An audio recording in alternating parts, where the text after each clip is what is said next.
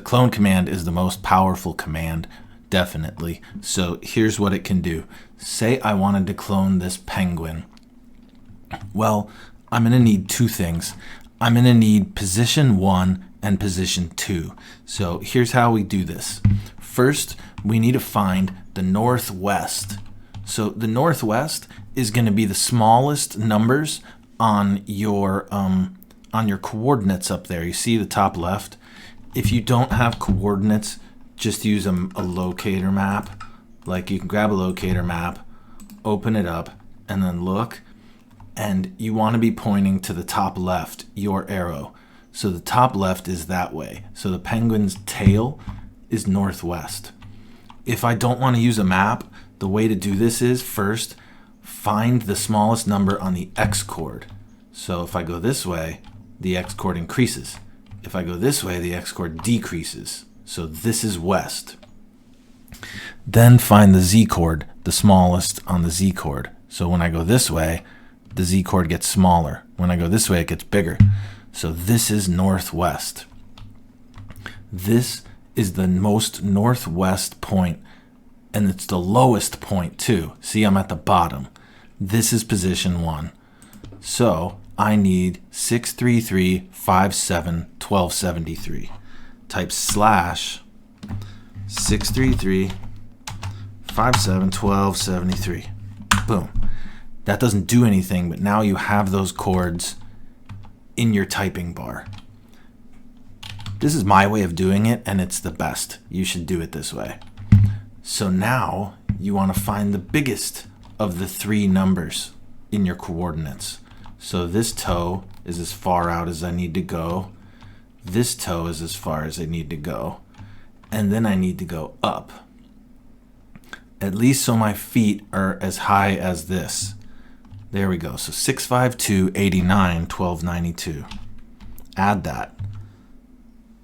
652, 89, 1292. Enter. And it's going to say, well, we don't know what you're talking about. So now you've got the coordinate box for this penguin. The next thing to do is to put it somewhere. So let's go find somewhere that could use a penguin. I think the winter district is a good place to start. Okay, here's a nice empty space. So you could select the position now, and the position you select, the next 3 chords you put into this will be where it puts the first 3 chords, so the tail.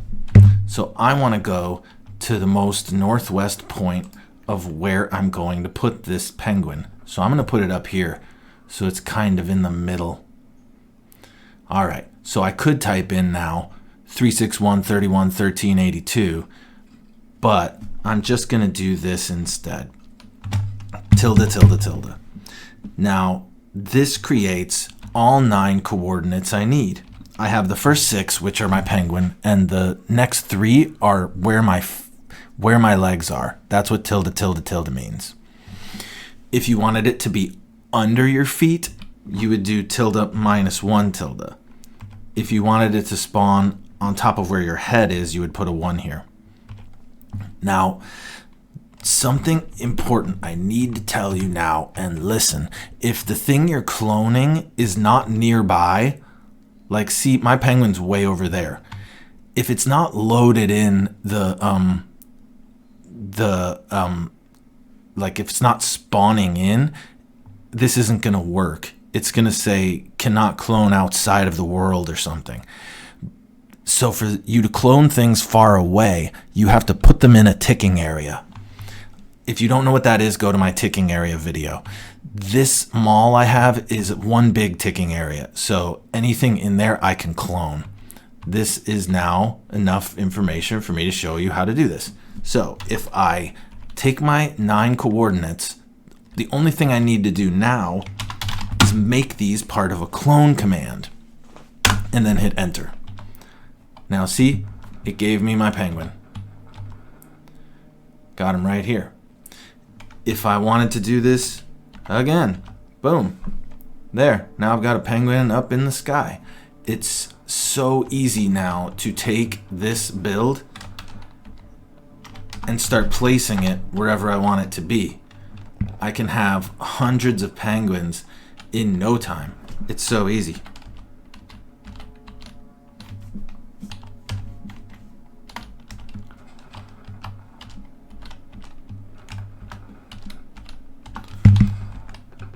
See, the power of this command is immense. You can build your whole world very quickly this way. I mean, if you look around my plots, this is how I made all my plots. Look at them all. They're all the same thing. I didn't build every block. I just cloned them all. Now, this is the basics of the clone command, and there are a few other little tricks you can do. So let me show you those now. Okay, so when you go past just the 9 coordinates, you have to put the word filtered, and then it'll give you 3 choices: force, move, or normal. Now, what force is going to do is, even if you're trying to clone on top of the thing you're cloning, it'll let you do it. Usually it'll say that the destination cannot overlap. If I tried to put one of these penguins halfway through the first one I'm cloning, it's going to get upset unless I say force. Now, if I say move, what's going to happen is it's going to take the object I'm cloning away from where it was. This is very useful as well. And then normal is just the standard way we've been doing it. So then you can go beyond that and you can pick a block. Say, for example, let's try, I mean, it's all concrete, but if I take concrete and then say 0, so that's white concrete, then it's going to be cloning and looking for only the white part. You see, now it just cloned the belly. So this lets you filter what you're cloning. And this is kind of like insanely useful if you know how to use it. I don't often have uses for it, but let's go look at some. Now, say, look at this mountain.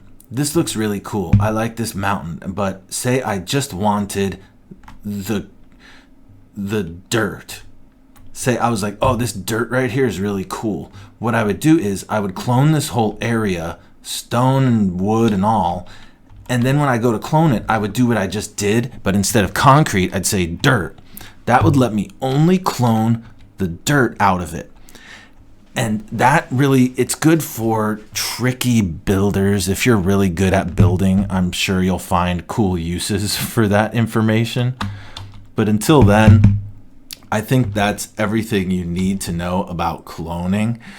Honestly, I don't think there's anything else to teach. I could try to show you more and more examples, but that's how I use it, and I have used it thousands of times. I've built this whole realm out of cloning, and that's something like, I mean, geez, you gotta learn this command. It is so useful. Why would you want to use why would you want to have to build every single thing over and over again when you can just duplicate?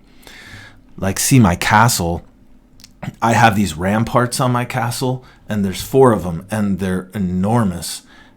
All I did was clone them.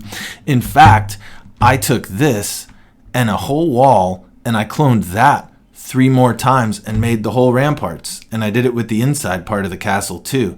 It's amazing what you can do with cloning. See all these buildings?